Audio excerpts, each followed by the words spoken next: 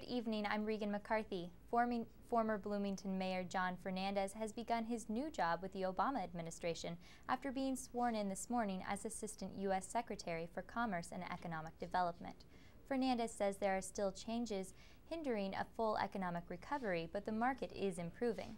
The Democrat was Bloomington's mayor from 1995 to 2003. Indiana's unemployment trust fund is $500 million deeper in the hole than expected, and the red ink is expected to hit $700 million for 2009 alone. The gloomy news from Indiana's Department of Workforce Development reflects the state's soaring jobless rate and comes on top of $1.1 billion the state has already borrowed from the government to continue paying benefits. Legislators passed a $700 million bailout package this year that was expected to get the fund back in balance in 3 years. With the updated figures, Senate Tax and Fiscal Policy Chairman Brandt Hirschman says a balance could now take 6 years. And Hirschman warns the state could take a pair of hits from the federal government.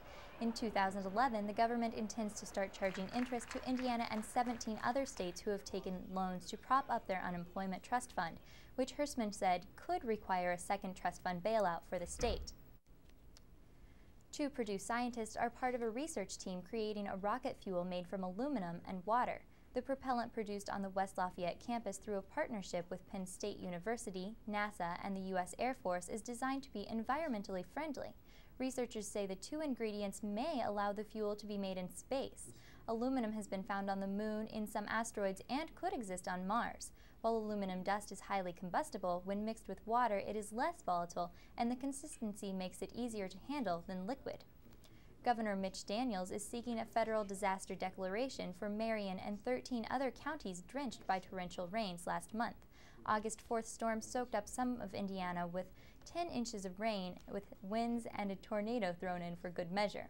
Daniels has requested assistance to individuals in Marion, Rush, Clark, and Jackson counties. The state is seeking reimbursement for local governments in 5 counties for their storm cleanup costs. 5 counties are seeking both. Indiana Homeland Security spokeswoman Rachel Myers says it's possible other counties could be added to the disaster request. And now a look at your local weather. Tonight, partly cloudy, lows in the upper 50s. Tuesday, partly cloudy, highs in the lower 80s. Tuesday night, partly cloudy, lows around 60. Wednesday, partly cloudy, highs in the mid-70s, lows in the upper 50s. Thursday through Friday, partly cloudy, highs in the upper 70s, lows in the upper 50s. For WTIU News, I'm Regan McCarthy.